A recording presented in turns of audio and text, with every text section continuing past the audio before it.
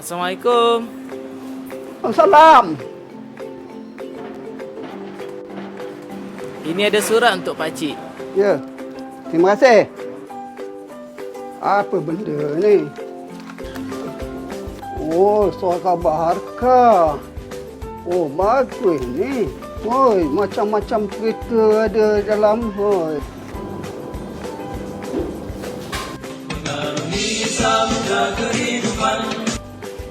Hello, Assalamualaikum Ayah.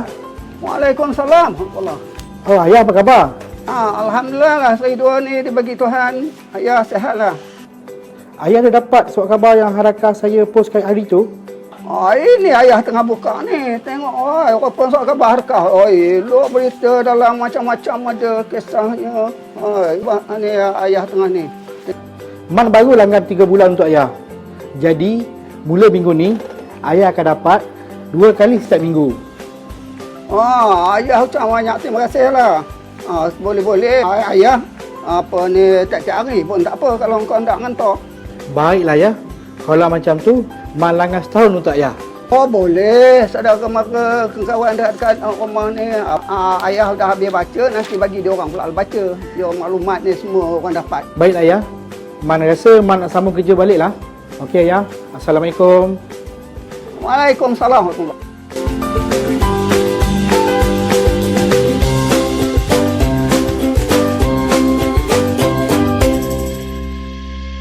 Wahai orang-orang yang mempunyai akal fikiran, hari ini para jamaah haji berhimpun beramai-ramai di Padang Arafah. Mereka datang dari seluruh pelosok dunia menyahut kewajipan yang diperintah oleh Allah Subhanahu wa taala, menyahut seruan Nabi Ibrahim alaihi salam yang dipanjangkan di zaman Nabi Muhammad sallallahu alaihi wasallam, menghidupkan syiar tauhid, mengesahkan Allah Subhanahu wa taala, menolak tuhan-tuhan yang lain daripada Allah dalam perkara ibadat dan cara hidup seluruhnya. Sebaik saja mereka memakai pakaian yang khusus, mengerjakan ihram, salah satu daripada rukun haji. Mereka akan melaungkan lafaz talbiyah, labbaik Allahumma labbaik, labbaik la syarika laka labbaik, innal hamda wan ni'mata laka wal mulk la syarika lak. Ya wahai Tuhanku, ya wahai Tuhanku, ya wahai Tuhanku, tiada sekutu bagimu. Sesungguhnya segala kepujian dan pemerintahan adalah milikmu, wahai Tuhanku. Mereka menjunjung tinggi perintah Allah Subhanahu wa taala yang dilakukan di dalam ibadat haji, menghidupkan syiar Islam yang dimulakan oleh Nabi Ibrahim alaihi salam. Contoh Islam yang dinyatakan oleh Allah di dalam Al-Quran. Wa idh ibtala Ibrahim rabbuhu bikalimatin fa'atammahun. Qala inni ja'iluka lin-nasi imama. Qala wa min dhurriyyati.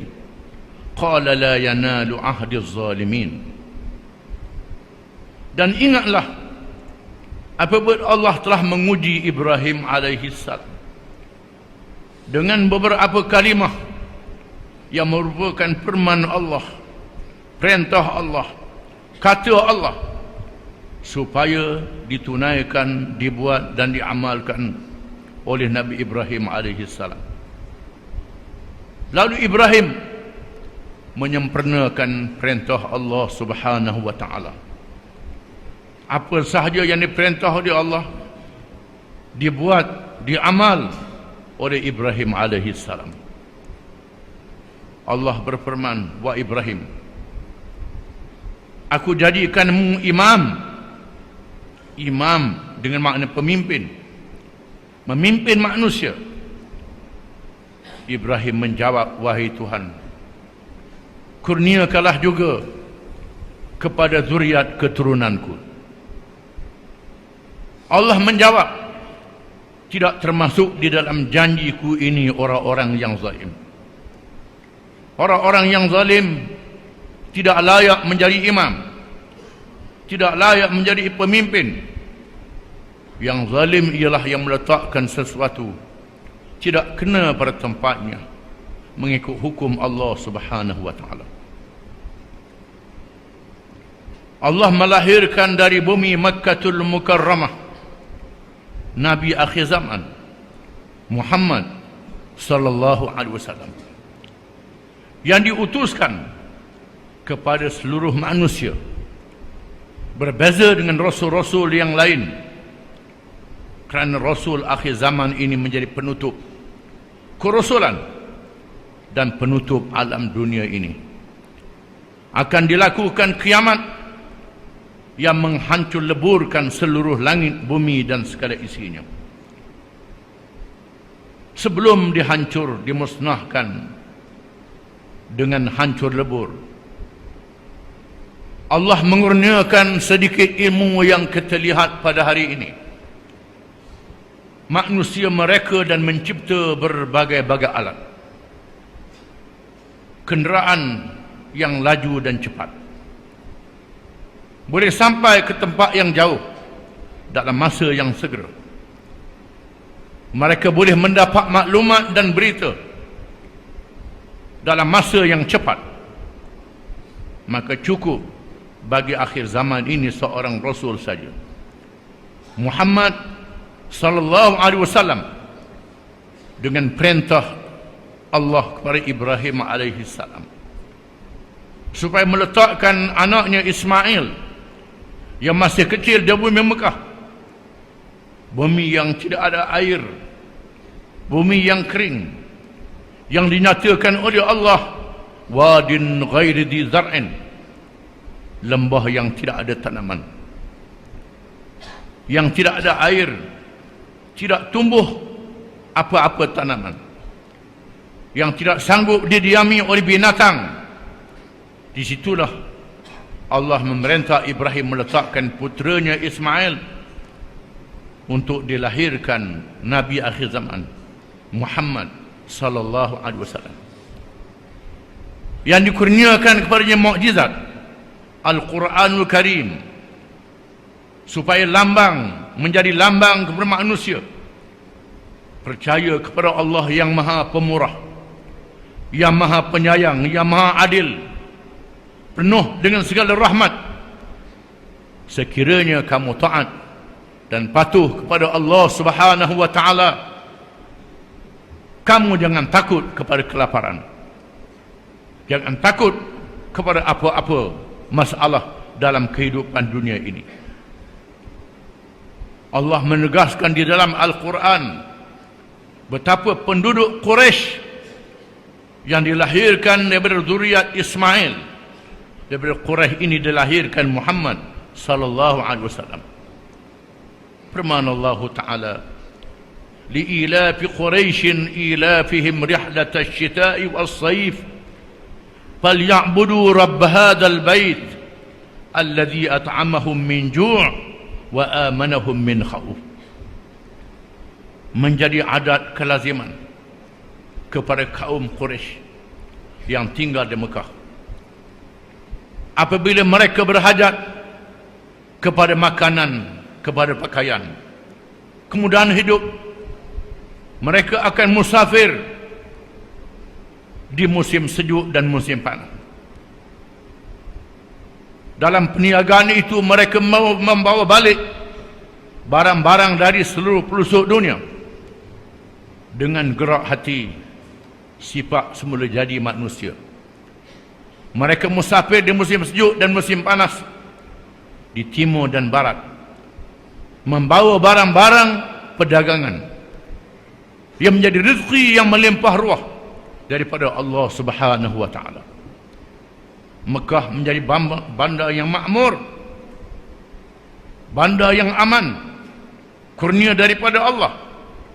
Allah memerintah supaya mereka mengabdikan diri kepada Tuhan yang satu, Tuhan yang mempunyai Kaabah yang didirikan oleh Ibrahim, Tuhan yang memberi rezeki kepada mereka, Tuhan yang memberi keamanan kepada mereka, yang menyelamatkan mereka. Bukan sahaja sekiranya mereka patuh kepada perintah Allah, mereka selamat di dunia dan selamat di akhirat. Namun apabila Nabi Muhammad sallallahu alaihi wasallam mengajak penduduk Mekah mengikut Al-Quranul Karim, tiba-tiba pemimpin Mekah berkata, wa qalu inna nattabi'il huda ma'aka nutakhattaf min ardina awalam numakkil lahum haraman aminan yujba ilaih samaratu kulli syai' rizqan min ladunna. Dan mereka, yakni pemimpin Mekah berkata, sekiranya kami ikut petunjuk yang kamu bawa ni wahai Muhammad, nascaya kami akan dibinasakan oleh musuh-musuh. Binasalah penduduk Mekah ini sekiranya mengikut ajaran Islam, ajaran yang luar biasa, yang pelik daripada dunia yang lain. Tuhan mengatakan, tidakkah mereka sedar? Kamilah yang menempatkan mereka di tempat yang aman. Kami kurniakan kepada mereka rezeki buah-buahan yang melimpah ruah. Walaupun tidak ada kebun, tidak ada ladang, Mekah dibanjiri buah-buahan yang melimpah ruah.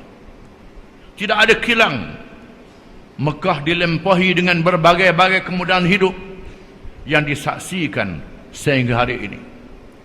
Itulah kekuasaan Allah yang wajib dipahami oleh para jamaah haji dan dipahami oleh umat Islam daripada seluruh dunia. Daripada Quran yang diturunkan bermulanya di Mekah, dan Nabi yang dilahirkan di Mekah daripada zuriat Ibrahim alaihi salam yang berhijrah ke Al-Madinatul Munawwarah, telah berjaya membangkitkan satu umat yang dipilih oleh Allah Subhanahu wa taala. Umat yang menyelamatkan di dunia, menyelamatkan manusia di dunia sehingga hari akhirat. Umat yang menunjukkan kepada manusia bagaimana mengabdikan diri kepada Allah dan bagaimana memakmurkan dunia ini dengan syariat Allah yang adil menjadi rahmat kepada seluruh alam. Umat yang telah berjaya memerintah dunia lebih daripada 1300 tahun. Sehinggalah umat ini meninggalkan ajaran Islam. Di zaman mutaakhir, dijajah oleh musuh-musuh mereka, dibunuh, dirampas segala hasil bumi mereka, menjadi umat yang lemah. Keadaan yang dialami oleh umat Islam pada hari ini bukan kerana ajaran Islam itu salah, tetapi kerana umat Islam yang salah meninggalkan ajaran Islam. Walaupun umat Islam telah melakukan kesalahan, pemimpin-pemimpin mereka dan umat meninggalkan ajaran Islam, Allah Subhanahu wa taala tidak mematikan cahaya agama Islam. Cahaya agama Islam tetap terpancar daripada Al-Quranul Karim dan terpancar daripada hikmah ibadat haji yang ditunaikan oleh umat Islam yang datang daripada seluruh pelosok dunia. Seorang cendekiawan orientalis, orang bukan Islam yang mengkaji ajaran Islam, mengkaji perangai umat Islam, merasa kagum dan tergamam dengan keteguhan umat Islam. Walaupun tanah air mereka dijajah, ramai umat Islam yang dibunuh, pemimpin-pemimpin mereka boleh diabdikan tetapi keislaman yang ada dalam diri umat tidak hilang. Cahaya Islam tidak hilang. Orientalis itu mengatakan, selagi ada dua batu yang besar, batu yang sangat besar dan keras, menjadi benteng umat Islam, kedua-dua batu yang besar ini tidak boleh dipecahkan oleh segala alat letupan dan senjata barat. Selagi ada kedua-dua batu yang keras ini yang tidak boleh dipecahkan, selama itulah umat Islam tidak boleh dihapuskan. Kedua-duanya ialah Al-Quranul Karim dan Makkahul Mukarramah. Dua yang masih hidup, yang dihidupkan oleh umat Islam. Marilah kita merasa khusyuk di hadapan Allah Subhanahu wa taala dengan kelebihan yang dikurniakan kepada kita, umat Muhammad sallallahu alaihi wasallam. Berbangga dengan Al-Quran, berbangga dengan ibadat haji yang masih menjadi syiar yang kuat kepada umat Islam. A'udzu billahi minasyaitonir rajim. Al-yawma ya'isal ladzina kafaru min dinikum fala takhshawhum wakhshawni. Al-yawma akmaltu lakum dinakum wa atmamtu 'alaykum ni'mati wa raditu lakumul Islam madinah. Pada hari ini orang-orang kafir berputus asa daripada agama kamu. Mereka tidak boleh mengalahkan kamu dengan hujah dan segala kekuatan. Maka jangan kamu takut kepada mereka. Takutlah kepada aku Allah. Pada hari ini telah aku sempurnakan bagi kamu agama kamu, dan telah aku cukupkan untuk kamu nikmatku, dan telah aku redha Islam menjadi agama kamu. Barakallahu li wa lakum fil kitab was sunnah wa nafa'ani wa iyyakum bil ayati wal hikmah. Aqulu qawli hadha wa astaghfirullah al-azim li wa lakum wa li sa'iril muslimin wal muslimat innahu huwal ghafurur rahim.